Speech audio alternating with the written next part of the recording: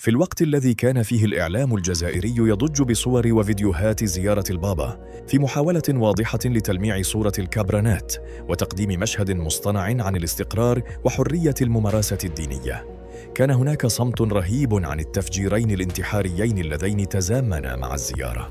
بل إن النظام الجزائري ذهب أبعد من ذلك حين جند الذباب الإلكتروني لتخويف المواطنين ومنعهم من نشر أي صور أو مقاطع قد تكشف حجم الفشل الأمني الخطير. هذا الفشل الأمني هو نتيجة طبيعية لتحويل إمكانات الدولة نحو قمع الأصوات المعارضة وتكميم حرية التعبير، بدل توجيهها لمحاربة الإرهاب ومواجهة التهديدات الحقيقية.